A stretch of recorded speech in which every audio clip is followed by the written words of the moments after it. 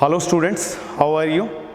सो let us reconnect बच्चों। और कुछ बातें मैं आपसे शेयर करना चाह रहा था। आपने पहला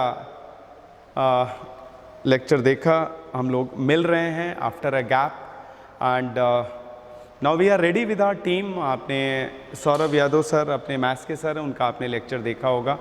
और मुझे याद है लास्ट टाइम जब हम लोग डिस्कनेक्ट हुए थे तो I was doing vector, right students? तो अपन वेक्टर अलजेब्रा की बात कर रहे थे। और अभी अभी मैंने एक लेक्चर आपको भेजा है बच्चे, तो थोड़ा सा आपको मैं क्लियर करना चाह रहा था। वेक्टर अलजेब्रा में हम लोग डेफिनेशंस के बारे में बात कर चुके हैं। वेक्टर क्या होता है? वेक्टर कहते हैं दिमाग में बच्चे क्या आता है? Magnitude and direction. Unit vector क्या होता है? जीरो वेक्टर क्या होता है? पोजीशन वेक्टर क्या होता है? ये सारी बातें हमने आपने मिलके कर ली हैं। उसके बाद हमने बात की एडिशन की, वेक्टर एडिशन की, सब्ट्रैक्शन की। ओके, और एडिशन की बात आई बच्चे तो अपने को पता है एडिशन का मतलब होता है ट्रायंगल लॉ, राइट? और इसी को हमने जनरलाइज किया तो बन गया बच्चे पॉलीगन लॉ। दो वेक्टर्स ऐड करने होंगे ग्राफिकली तो ट्रायंगल लॉ सोचेंगे, दो से ज्यादा वेक्टर्स अपने को ऐड करने होंगे तो पॉलीगन लॉ सोचेंगे। और अगर मुझे मैथमेटिकली हैंडल करना हो तो इसी को मॉडिफाई कर देते हैं और it becomes parallelogram law. Okay, so definitions अपन देख चुके हैं, एडिशन की बात कर चुके हैं। सब्ट्रैक्शन मैंने आपको सिखाया था, नई बात नहीं है बच्चे, उल्टा करके जोड़ना, modified addition. So subtraction is basically modified addition, नया कुछ नहीं है। Okay students, so basic point ये है कि जो आप वीडियो अब आप देखेंगे बच्चे तो उसमें आपको ग्रीन बोर्ड पे वीडियो मिलेंगे, और ये आप डिजिटल बोर्ड पे मुझे इस वक्त कहते हैं देख रहे हैं और सुन रहे हैं। और वो जो वीडियो है उसमें आप देखेंगे कहीं ना कहीं नीट और एम्स का रेफरेंस आएगा। तो आप बिल्कुल फिक्र मत करना बच्चे, जो बेसिक सिलेबस है नीट, एम्स और जेई का, आईआईटी का, वो सेम है। तो इसलिए उन लेक्चर्स में आप इस चीज़ की बिल्कुल फिक्र मत करना अगर नीट और एम्स का रेफरेंस आता है, राइट? तो आप उन वीडियोस को प्रॉपरली सुने। हम लोग क्या करेंगे, जे के लिए कुछ एडवांस वीडियोस हर चैप्टर में आपको मिलेंगे। बेसिक पार्ट जो है नीट और एम्स और जेई का सेम है बच्चे, और आईआईटी के लिए हर चैप्टर में आपको मैं एडवांस वीडियोस दूंगा। रही बात बच्चे एलिमेंट्री कैलकुलस और वेक्टर्स की, तो whether it is NEET, AIIMS और JEE, it is all same. अब इसके बाद हम लोग कहते हैं बात करेंगे फर्स्ट चैप्टर की, units and dimension and error analysis. उसके बाद अपन काइनेमेटिक्स लेंगे। तो जब अपन यूनिट्स एंड डायमेंशन की बात करेंगे तो यूनिट्स एंड डायमेंशन में जो बेसिक स्टफ है वो इंजीनियरिंग और मेडिकल में सेम है, लेकिन कुछ एडवांस पॉइंट्स हैं जो कि इंजीनियरिंग के बच्चों को पढ़ने होंगे। वो क्लासेस मैं सारी की सारी सेपरेटली ले लूँगा, so there should be no confusion. अब आप मुझे इससे पहले जब हम कनेक्ट हुए थे तो आप मुझे डिजिटल बोर्ड पे देख रहे थे, मैं टैब से लिख रहा था। Now it is a different technology, आप मुझे डिजिटल बोर्ड पे देख रहे हैं। और अब जो आपको रेगुलर क्लासेस मिलेंगी वो ग्रीन बोर्ड पे मिलेंगी। कोई कन्फ्यूज़न नहीं हो। पहला लेक्चर आप सबने अटेंड कर लिया होगा आई होप, जिसमें हमने बात की है वेक्टर सब्ट्रैक्शन। एक बार वापस से रिकनेक्ट हुए तो उस लेक्चर को मैंने आपसे शेयर किया है, और आगे फिर अपन पढ़ेंगे यहाँ पर resolution of vectors, representation of vectors in terms of I cap, J cap and vector multiplication, that is dot product and cross product। फिर वहाँ पे सारी चीज़ें आप फ्लो में आ जाएंगे। बस आपसे यही शेयर करना था बच्चे। उसमें नीट और एम्स का अगर रेफरेंस है तो वो आपको बॉदर नहीं करे। आईआईटी के लिए जो एडवांस सेशंस होंगे वो आपको एडिशनल लेक्चर्स मिलेंगे। तो इंजीनियरिंग और मेडिकल का, एम्स का बेसिक स्टफ सेम है, 80% स्टफ सेम है। डेफिनेशंस एंड बेसिक लॉज बच्चे वो वही हैं, फिजिक्स वही है। आईआईटी की फिजिक्स हो या एम्स की फिजिक्स हो, it is all same. Difference किस बात का है? लेवल ऑफ क्वेश्चंस का। तो वो जो लेवल ऑफ क्वेश्चंस का डिफरेंस है उसको हम एडिशनल लेक्चर से, एडवांस लेक्चर से कवर करेंगे। So students, keep learning and keep watching videos, and once again I welcome you all. Now we are a team and we are together before you and we will leave no stone unturned। तुम्हारे सपनों को पूरा करने के लिए बच्चे हम कोई कमी नहीं छोड़ेंगे। So I hope it's one of the best team you can have। Saurav Yadav sir is a very young and dynamic teacher ready to help you out। Maths एक सब्जेक्ट है जिसके लिए मैंने आपसे कहा भी था, मैथ्स को अपन क्या कहते हैं बच्चे याद है? इल्मे रियाज, यानी ये नॉलेज है which comes by practice. Physics में आइडियाज़ एंड कंसेप्ट, केमिस्ट्री में साई सर आपको गाइड कर रहे हैं, अगेन आइडियाज़ एंड कंसेप्ट। सो दोनों सब्जेक्ट को अगर आप देखें तो मैथ्स थोड़ा सा अलग है, मैथ्स में प्रैक्टिस लेवल अपने को ज़्यादा चाहिए, और मैथ्स के लिए हमेशा ध्यान रखना बच्चे इल्मे रियाज यानी knowledge which comes by practice.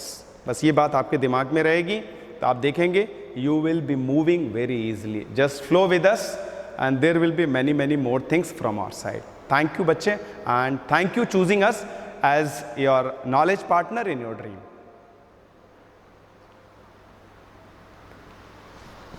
Hello students, let us reconnect again। I hope all of you are going strong और lectures regularly आप watch कर रहे हैं।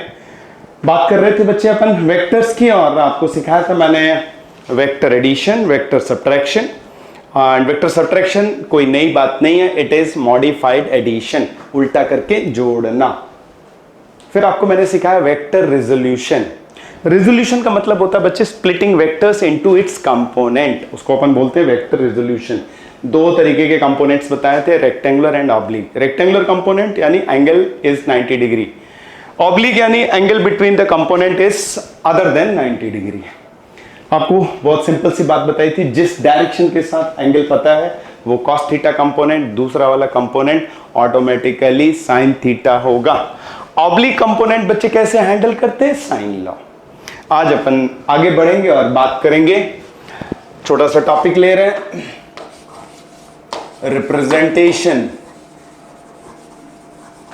Representation of vectors in terms of I cap, J cap and K cap। So this is our topic, representation of vectors in terms of I cap, J cap and K cap। अपने को पता है बच्चे I cap, J cap, K cap क्या है? Unit vectors along x axis, y axis and z axis। Okay, तो आप देखेंगे इस रिप्रेजेंटेशन के बाद वेक्टर अलजेब्रा सिंपल हो जाएगा। तो पहले कुछ बेसिक बातें अपन समझते हैं। ए कैप अपन लिखते हैं vector A divided by its magnitude. इसको मैंने थोड़ा उल्टा करके लिख दिया था बच्चे, अपन ने लिखा vector A magnitude of A cap. So this is important. किसी भी वेक्टर को लिखने के लिए मुझे दो चीजें चाहिए, पहला उसका मैग्नीट्यूड, दूसरा unit vector in its direction. ये बातें बच्चे यहां से क्लियरली अपने को दिख रही हैं। किसी भी वेक्टर को लिखने के लिए क्या चाहिए? उसका मैग्नीट्यूड और उसके डायरेक्शन में यूनिट वेक्टर। राइट, तो बच्चे अपन सबसे पहले ले रहे हैं एक्स वाई प्लेन लेते हैं। एक्स वाई प्लेन लिया, ठीक है, और ये देखो मेरे पास ये दिया हुआ है Y axis, X axis, correct. ये मैंने कोई वेक्टर ले लिया ए और ये एंगल थीटा है। इस वेक्टर को मुझे लिखना है आई कैप जे कैप में। तो एक काम करते हैं, यहां से मैंने ये परपेंडिकुलर ड्रॉप किया, राइट। तो ये आप देख रहे हैं बच्चे, ये हो गया एन ओरिजिन, यहां से मैंने परपेंडिकुलर डाला, ये हो गया एन। तो आप देख रहे हैं इस वेक्टर के दो कंपोनेंट हैं एंड दिस इज ए। ये मैंने इस तरीके से लिखा, ओके। अब मुझे कुछ बातें बहुत क्लियरली दिखाई दे रही हैं। क्या दिखाई दे रहा है बच्चे? एक तो मुझे ये दिखाई दे रहा है O A vector will be equal to O M plus O N. कहां से आई बात? Parallelogram law. पैरेललोग्राम लॉ से ये बात समझ आई। O A vector is equal to O M plus O N vector, right. अच्छा, अब अगर मैं ओ एम की बात करूं तो ये तो हो गया कंपोनेंट अलोंग एक्स एक्सिस। तो ओ एम की बात करेंगे तो ये हो जाएगा ए कॉस थीटा, और ओ एन की बात करेंगे तो ये हो जाएगा ए साइन थीटा।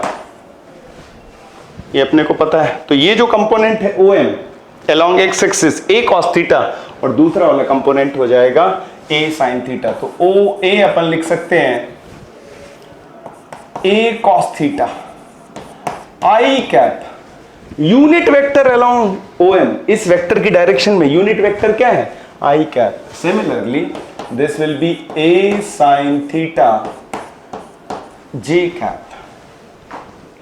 ये मैंने वेक्टर को लिख दिया in terms of I cap J cap. बहुत आसान है बच्चे, कहीं कोई कंफ्यूजन नहीं है। किसी भी वेक्टर को लिखने के लिए उसका मैग्नीट्यूड चाहिए, उसके डायरेक्शन में यूनिट वेक्टर चाहिए। तो आप यहाँ पे ध्यान से देखें, तो ध्यान से देखेंगे तो इस डायरेक्शन में यूनिट वेक्टर आई कैप, इस डायरेक्शन में unit vector J cap. I cap unit vector along X axis, J cap unit vector along Y axis. ये मैंने वेक्टर को लिख दिया in terms of I cap and J cap. यही अपना heading है, representation of vectors in terms of I cap, J cap and K cap. ऐसा अपन क्यों कर रहे हैं? ऐसा इसलिए कर रहे हैं जिससे कि वेक्टर अलजेब्रा आसान हो जाएगा। अभी आगे चल के अपन देखेंगे, अगर हम वेक्टर्स को आई कैप जे कैप में रिप्रेजेंट करते हैं तो एडिशन, सब्ट्रैक्शन, मल्टीप्लिकेशन आसान हो जाएगा, राइट।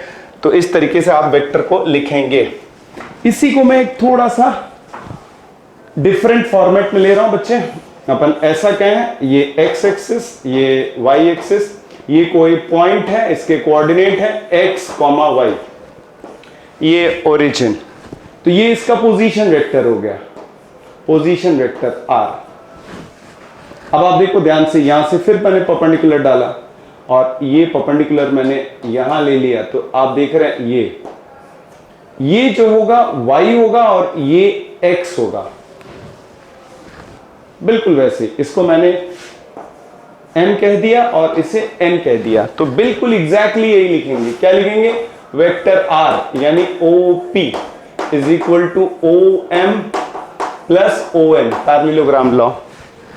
आप लिखेंगे vector r is equal to x i cap plus y j cap. ये रहा पोजीशन वेक्टर।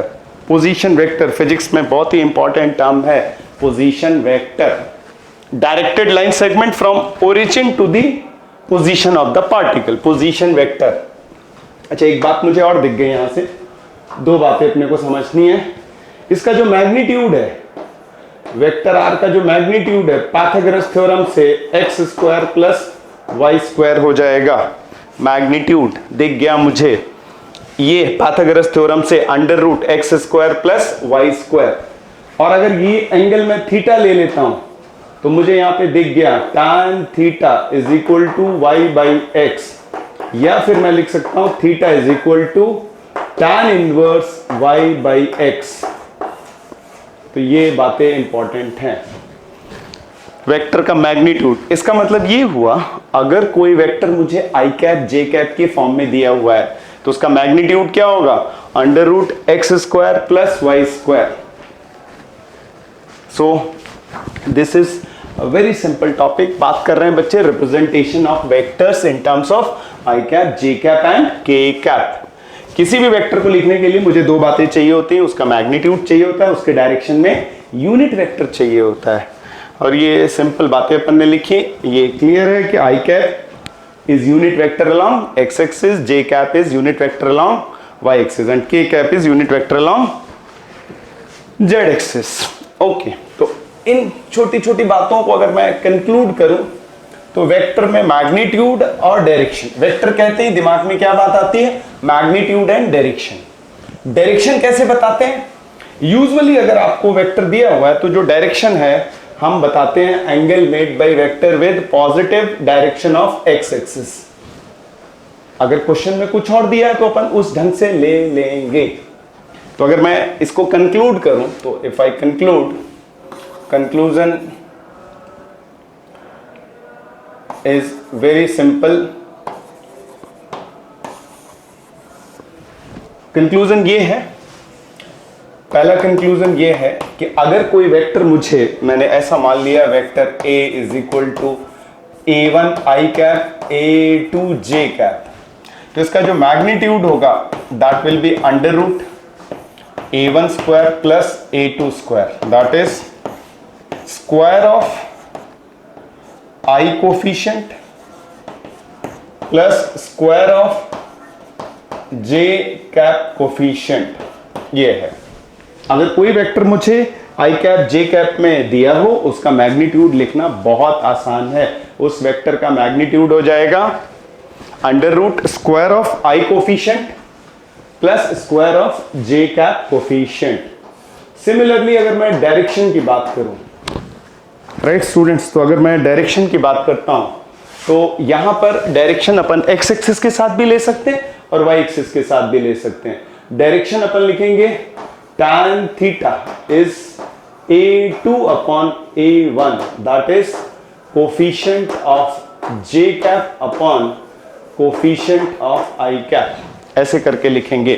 थीटा ये हो गया, इसको अपन ऐसे लिख सकते हैं tan inverse coefficient of j cap upon coefficient of I cap. ये डायरेक्शन बताने का तरीका है। थीटा क्या है? Theta is very clear, angle made by vector with positive direction of x-axis, positive direction of x-axis. So this is important. So this is how we write a vector in terms of I cap, j cap and k cap.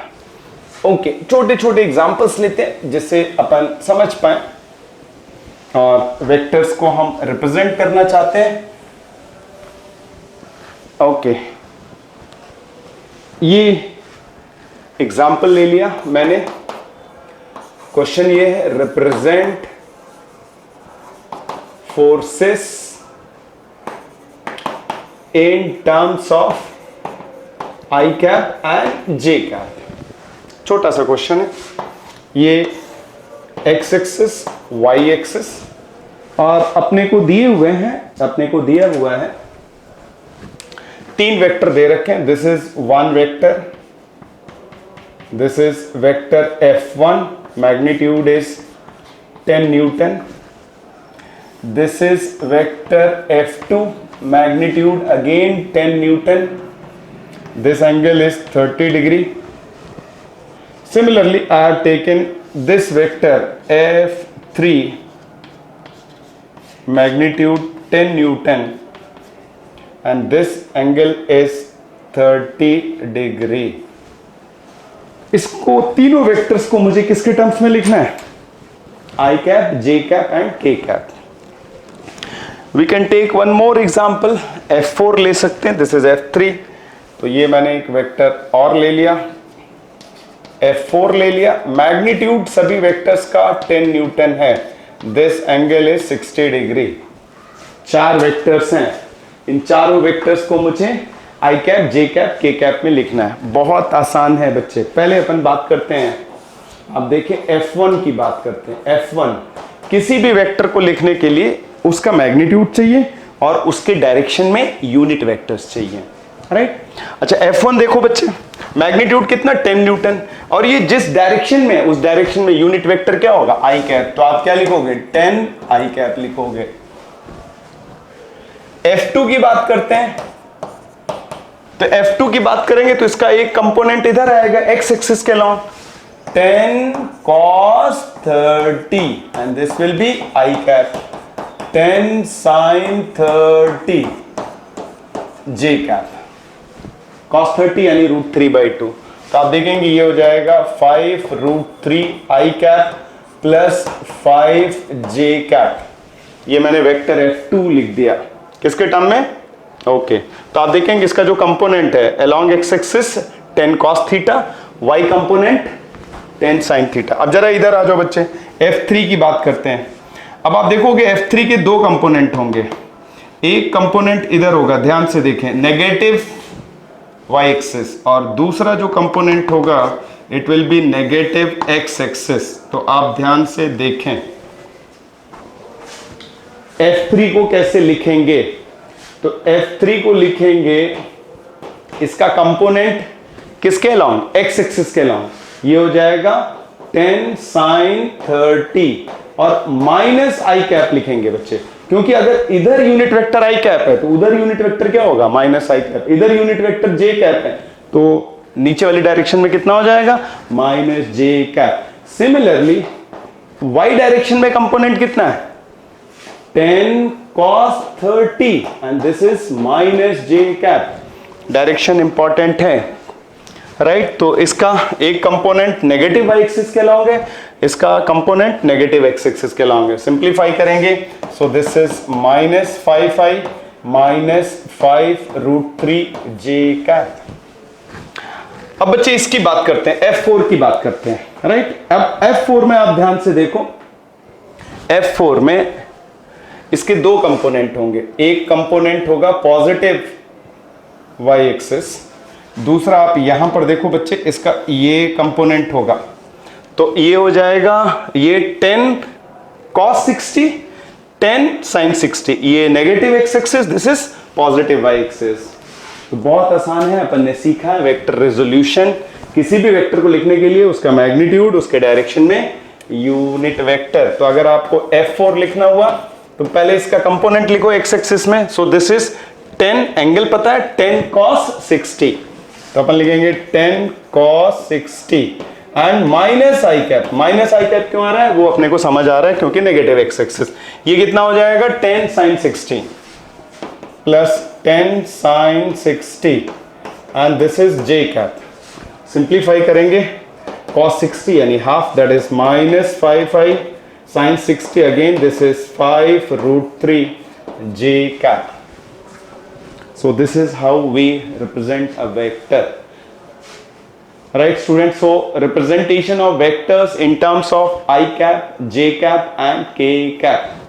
तो यहाँ पे resolution भी use कर रहे हैं और इस बात को यूज कर रहे हैं कि किसी भी वेक्टर को लिखने के लिए क्या चाहिए, उसका कंपोनेंट चाहिए along x axis and y axis, right?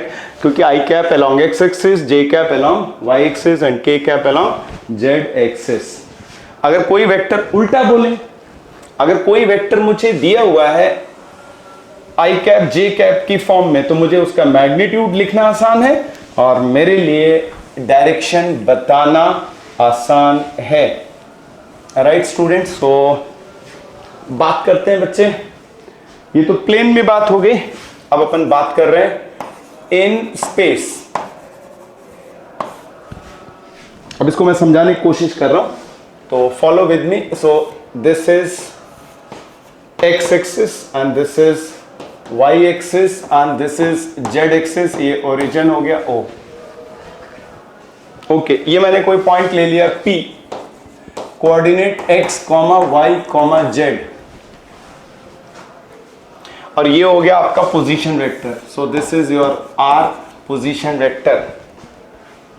अब एक काम करो, यहां से परपेंडिकुलर डालो, ये रहा परपेंडिकुलर। सो दिस इज से अपन ने m कह दिया, z एक्सिस के पैरेलल है।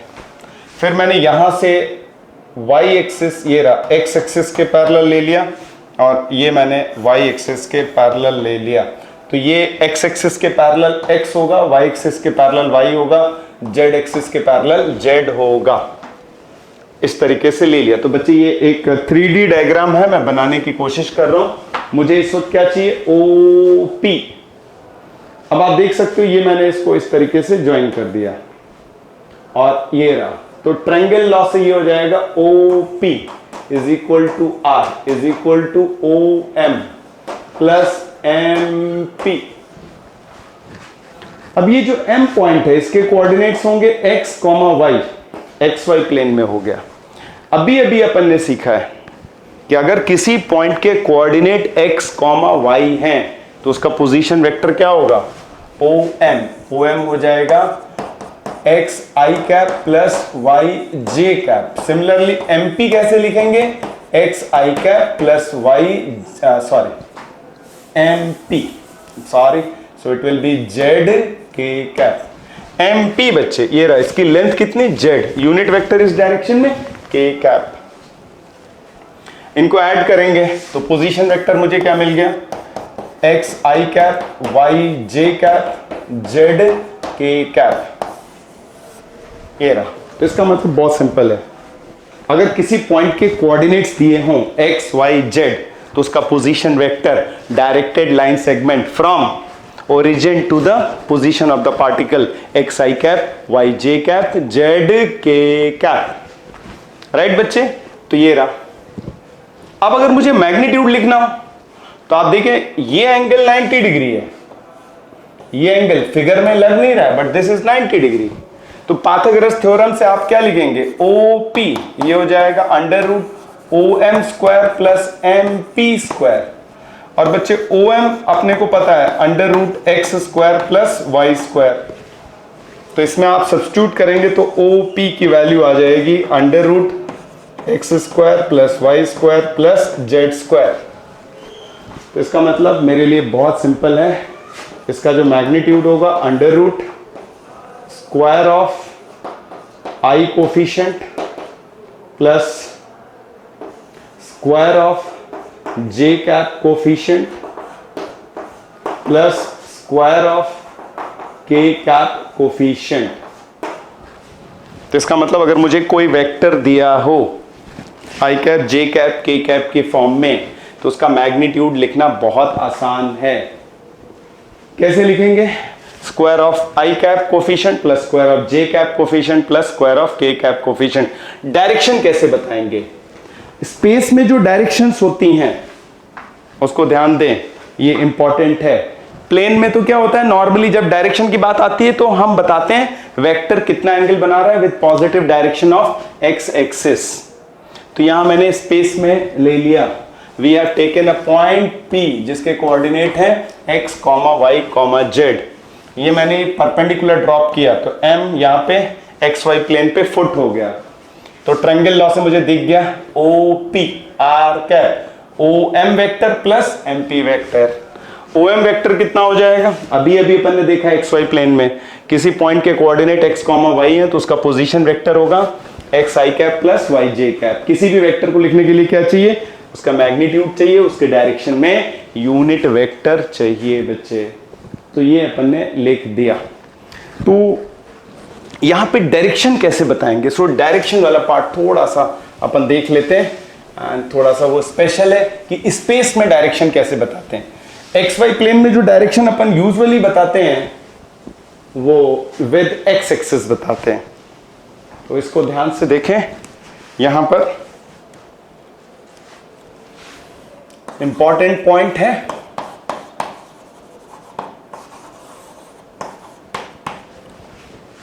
So direction in space is reported by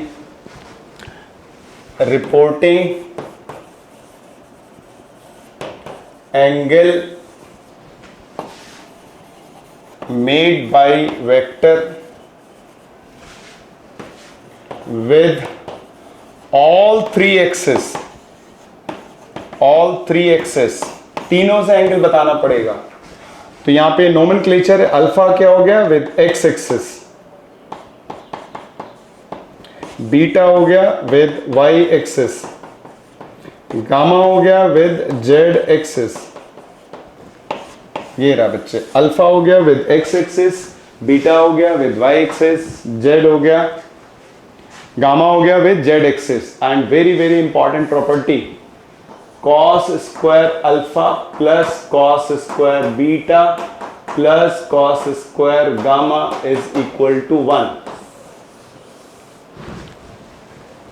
cos alpha, cos beta, cos gamma, इनको डायरेक्शन कोसाइंस बोलते हैं।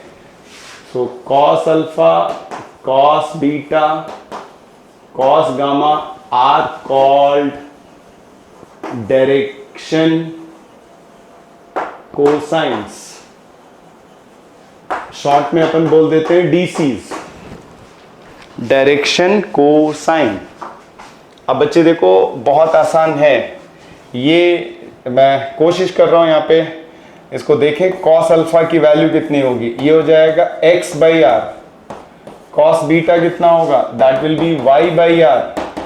Cos gamma will be z by R. So थोड़ा सा 3D है, आप इसको समझें। ये रहा मैं x एक्सिस y एक्सिस, ये आपका पॉइंट P है, ये R है, तो आप देखेंगे along x एक्सिस x होगा, ये अल्फा होगा। Angle made by vector with x axis. Similarly cos beta, similarly cos gamma, तो आप देखेंगे अगर अपन लेंगे विद y एक्सिस तो ये जो r वेक्टर होगा ये बीटा एंगल होगा, this is point P। Similarly अगर अपन z एक्सिस लेते हैं point P, this is gamma. तो यहां से परपेंडिकुलर ड्रॉप करेंगे तो ये z हो जाएगा, यहां से परपेंडिकुलर ड्रॉप करेंगे तो ये y एक्सिस के पैरेलल y हो जाएगा। तो cos alpha x by R, cos beta y by R, cos gamma z by R. अब आप इजीली देख सकते हैं cos square alpha, cos square beta, cos square gamma will be x square by R square, y square by r square, z square by r square, and that becomes x square plus y square plus z square divided by r square। और r की value हम सबको पता है, r is under root x square plus y square plus z square। तो आप देखेंगे simplify करेंगे तो this becomes 1। डायरेक्शन कोसाइंस, तो ये बच्चे बहुत ही इंपॉर्टेंट पॉइंट है, डायरेक्शन इन स्पेस। ध्यान से देख लें, डायरेक्शन इन स्पेस। तो नॉर्मली इसकी जरूरत अपने को बहुत कम पड़ेगी, लेकिन पता होना चाहिए। नॉर्मली अपन प्लेन में बात करेंगे, अगर वेक्टर प्लेन में है डायरेक्शन बताना बहुत आसान, या तो एक्स एक्सिस के साथ डायरेक्शन बताएंगे, वाई एक्सिस के साथ बताने की जरूरत नहीं। अगर एक एक्सिस के साथ एंगल 30 है तो वाई एक्सिस के साथ कितना हो जाएगा 60, क्योंकि सम कितना होगा 90, तो वहां कोई इशू नहीं है। तो अगर अपना वेक्टर एक्स वाई प्लेन में है तो डायरेक्शन बताना बहुत आसान। कैसे बताते हैं डायरेक्शन, एंगल बताते हैं, किस एक्सिस के साथ, एक्स एक्सिस के साथ, positive direction of x axis. Theta is equal to tan inverse y by x, tan inverse coefficient of j cap upon coefficient of i cap. तो प्लेन में तो बच्चे कोई दिक्कत नहीं है, एक एक्सिस के साथ एंगल पता चला, दूसरे एक्सिस के साथ ऑटोमेटिकली।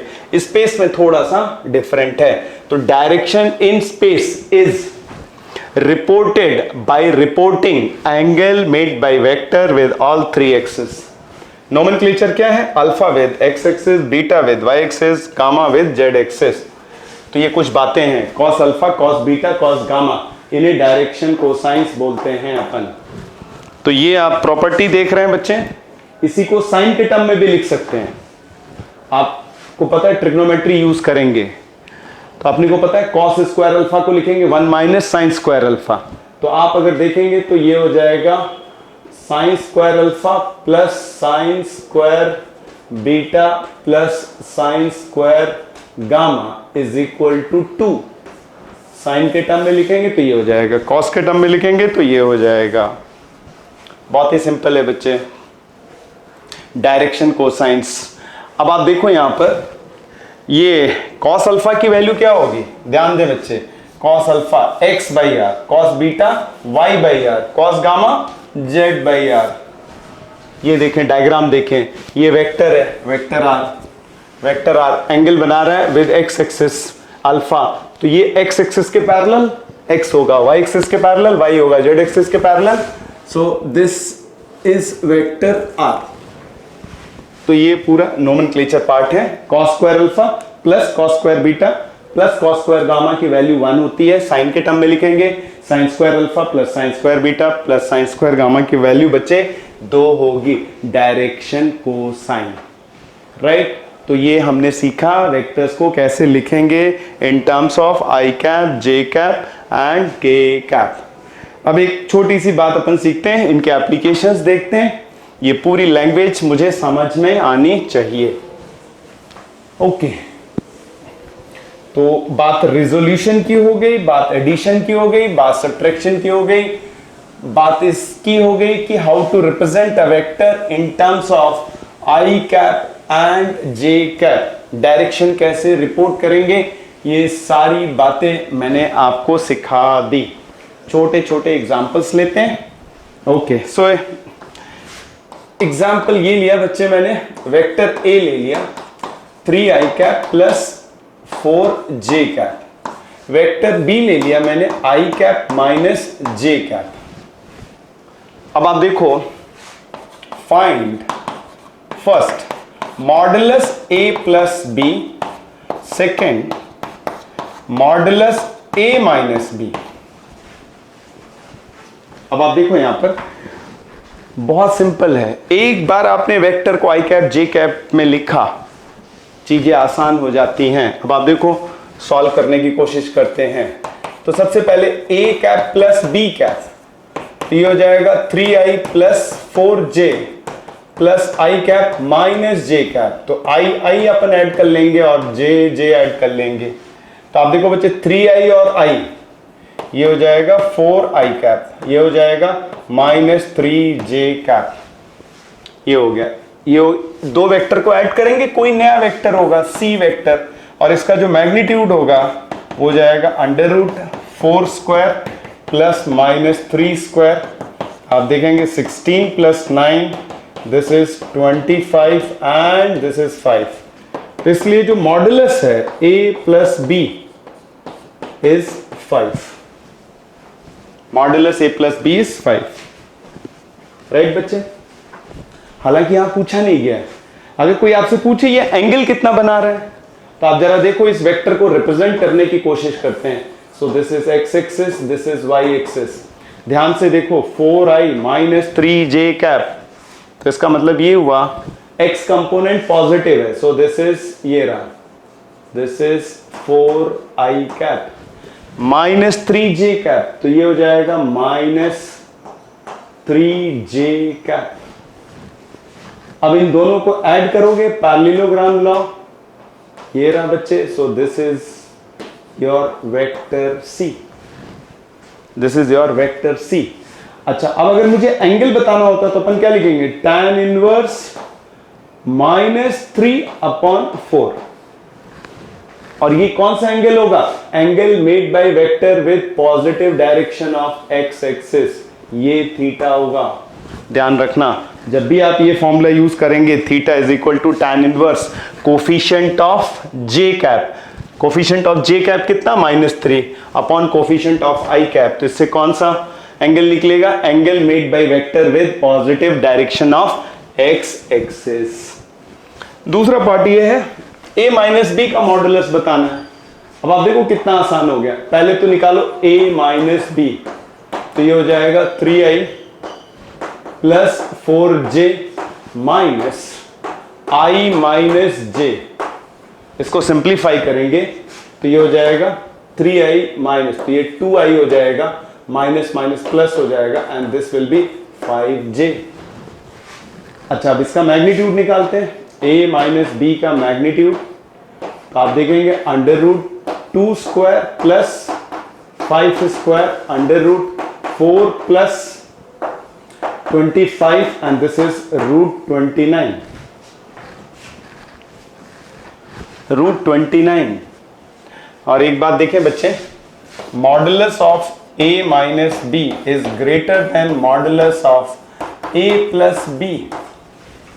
जरूरी नहीं कि वेक्टर सब्ट्रैक्शन का मैग्नीट्यूड वेक्टर एडिशन से छोटा होगा, छोटा भी हो सकता है, बड़ा भी हो सकता है, और बराबर भी हो सकता है। अब अगर इस वेक्टर को हम रिप्रेजेंट करना चाहें तो आप देखो, this is x axis and this is y axis.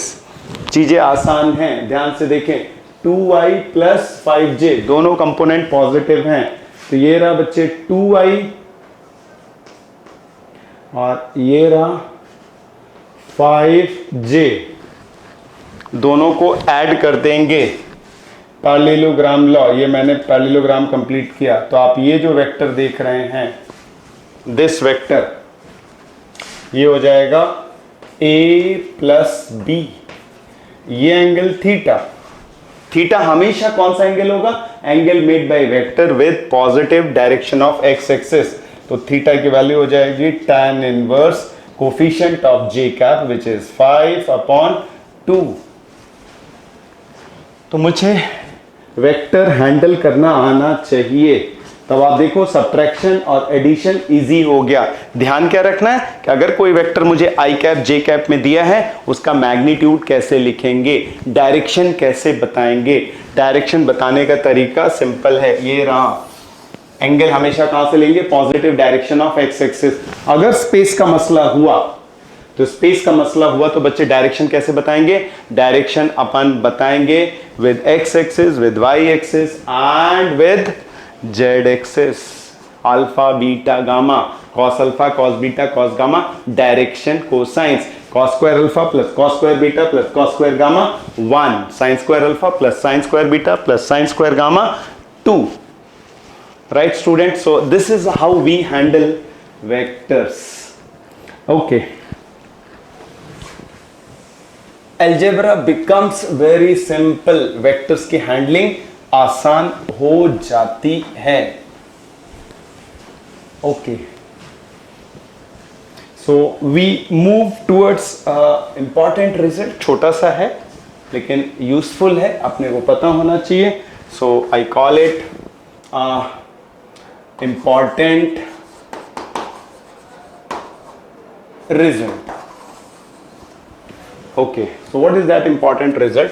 ये मैंने पॉइंट ए ले लिया बच्चे, ये ओरिजिन है, so this is position vector of A. ये मैंने पॉइंट बी ले लिया, so this is position vector of B. Position vector अपने को पता है, directed line segment from origin to the position of the particle. अब अपने को ये लिखना है, ये जो आप देख रहे हैं, this is position vector of B with respect to A. In fact this is A B. तो ए बी को कैसे लिखोगे आप पढ़ेंगे कैसे? Position vector of B with respect to A, ऐसे पढ़ेंगे। Position vector of B with respect to A. अब आप देखो यहां पे अगर मैं ट्रायंगल लॉ अप्लाई करता हूं तो I can write O A plus A B is equal to O B. तो ए बी की जो वैल्यू हो गई that is O B minus O A. ये ए बी की वैल्यू हो गई ओ बी माइनस ओ ए। अब यहीं से अपना रिजल्ट आ गया बच्चे, ए बी। ध्यान से देखें, so this is head, this is tail, तो this is position vector of B minus position vector of A. आप ऐसे याद कर सकते हैं, position vector of head minus position vector of tail. Simple सा रिजल्ट है based on triangle law. Right students, और पोजीशन वेक्टर मुझे लिखना आता है। जैसे मैंने आपसे कहा, ए पॉइंट है, उसके कोऑर्डिनेट है 1, 2, 3। बी पॉइंट है, उसके कोऑर्डिनेट है 4, 7, -2। स्पेस में 2 पॉइंट्स ले लिए। राइट, अपने को क्या फाइंड आउट करना? ए बी फाइंड आउट करना है। क्या करना है बच्चे? Find out A B. Find A B. A B यानी मैग्नीट्यूड, ए बी यानी लेंथ, ए बी यानी डिस्टेंस। तो सबसे पहले अपन एक काम करते हैं, A B vector find out करते हैं। तो अभी सीखा, तो this is position vector of B, that is R B minus R A. यही है result, position vector of head minus position vector of tail. और अगर किसी पॉइंट के कोऑर्डिनेट अपने को दे रखा है x, y, z, तो उसका पोजीशन वेक्टर लिखना बहुत आसान है। तो ये हो जाएगा बच्चे, ए बी का दे रखा है, तो ये हो जाएगा 4i cap plus 7j cap minus 2k cap minus A का पोजीशन वेक्टर, ए के कोऑर्डिनेट आपको दे रखे हैं, that is i cap 2j cap plus 3k cap. इसको सिंप्लीफाई किया तो ये हो जाएगा 3i cap, this will B plus 5j cap and this is minus 5k cap. Simplify कर लिया। अब बहुत आसान है बच्चे, अभी अभी सीखा। अगर कोई वेक्टर मुझे आई कैप, जे कैप, के कैप की फॉर्म में दिया हो तो उसका मैग्नीट्यूड लिखना आसान है। तो मुझे मैग्नीट्यूड लिखना है ए बी, तो ए बी हो जाएगा under root square of 3 9, square of 5 25, square of -5 25, so 50, this is root 59. So this is a very very important result. ध्यान दें बच्चे, A B position vector of head minus position vector of tail, छोटा सा result है based on triangle law. Points के coordinates दिए हो तो मुझे वेक्टर को आई कैप, जे कैप, के कैप में लिखना आता है, पोजीशन वेक्टर मैग्नीट्यूड लिखना आता है, डायरेक्शन रिपोर्ट करना आता है। तो इससे क्या होता है, the whole algebra becomes very very simple, easy to handle. बार बार अपने को डायग्राम ड्रॉ करने की जरूरत नहीं है, मैग्नीट्यूड मिल जाता है। अब आप देखो यहां पर अगर आपको कॉस अल्फा की वैल्यू पूछी जाए, डायरेक्शन कोसाइंस, अगर आपसे कोई पूछे डीसी कॉस अल्फा हो जाएगा आपका 3/√59, कॉस बीटा कितना हो जाएगा, it will be 5/√59 and similarly cos gamma हो जाएगा -5/√59, -5/√59। डायरेक्शन स्पेस में अगर वेक्टर होगा तो डायरेक्शन कोसाइंस की बात चलेगी, अल्फा बीटा गामा की बात चलेगी। अगर वेक्टर प्लेन में हुआ तो अपना काम हो जाएगा by reporting angle made by vector with positive direction of x axis, right students? So this is in nutshell representation of vectors in terms of I cap, J cap and K cap. Okay, so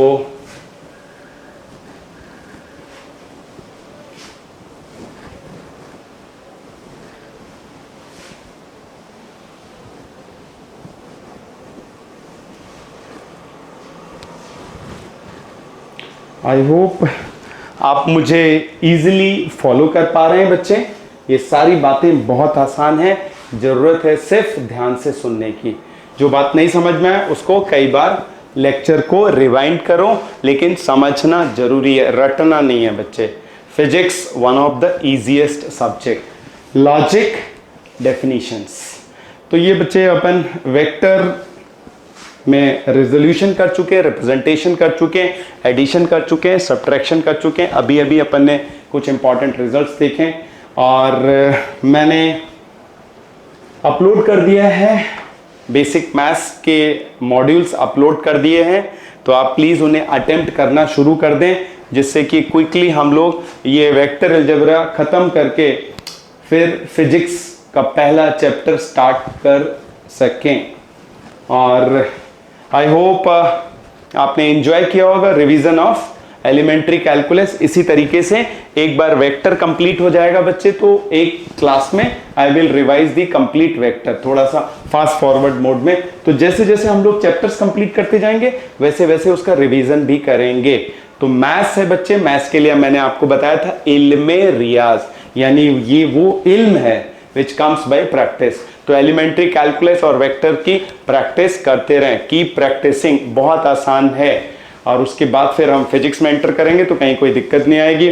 छोटे मोटे sessions हैं, trigonometry, logarithm, उनको भी मैं ले लूंगा, लेकिन पहले अपन वेक्टर खत्म करते हैं।